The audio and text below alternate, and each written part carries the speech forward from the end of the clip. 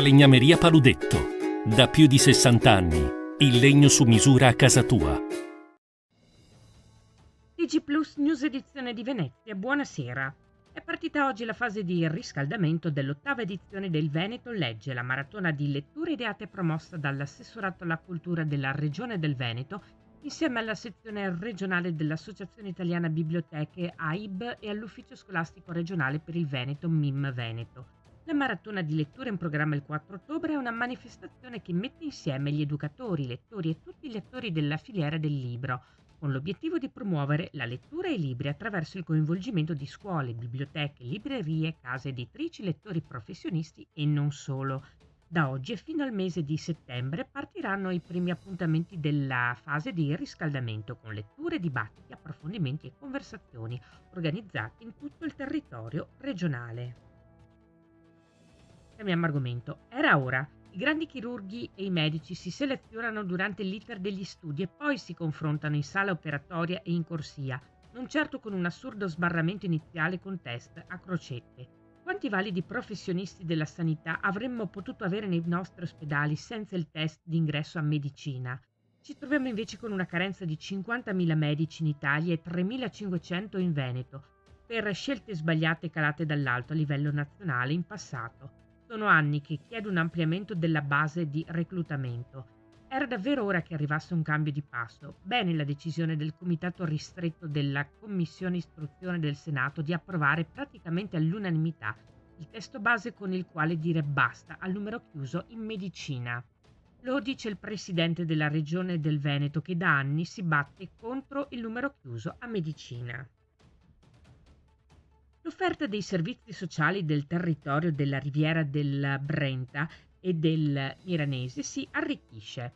Dal 15 aprile infatti ha preso avvio in linea il nuovo sportello telefonico di segretariato sociale che fornisce alle persone residenti nei 17 comuni informazione, accoglienza e orientamento. Il progetto, finanziato dal Fondo Povertà, ha l'obiettivo di rafforzare il segretariato sociale, che è il primo canale d'accesso al mondo dei servizi sociali, il primo contatto tra il cittadino e le istituzioni deputate ad aiutarlo.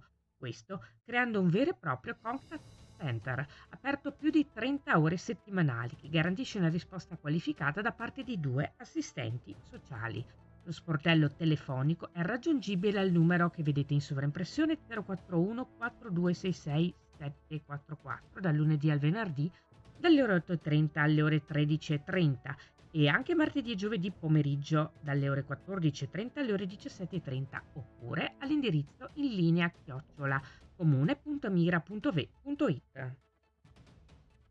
Domani giovedì 25 aprile in occasione della festività di San Marco e commemorazione della Liberazione e mercoledì 1 maggio festa del lavoro, la San Servolo Servizi, che è in gestione per conto della città metropolitana di Venezia, il Museo del Manicomio dell'Isola e il Museo di Torcello, comunica che per entrambi resteranno aperti al pubblico in via straordinaria con orario dalle 9 alle 9.45, 16.30 per San Servolo e dalle 10.30 alle ore 17.30, ultimo ingresso ore 17 per quanto riguarda Torcello. Si ricorda inoltre che nelle giornate del 25 aprile e del 1 maggio è previsto il pagamento del contributo di accesso a Venezia, qualora non si rientri nelle ipotesi che danno diritto all'esenzione dal pagamento. Per informazioni sulle esenzioni e sulle modalità di pagamento del contributo d'accesso ci si può rivolgere all'indirizzo che vedete in sovraimpressione. Era questa la nostra ultima notizia. Grazie per essere stati con noi. Arrivederci.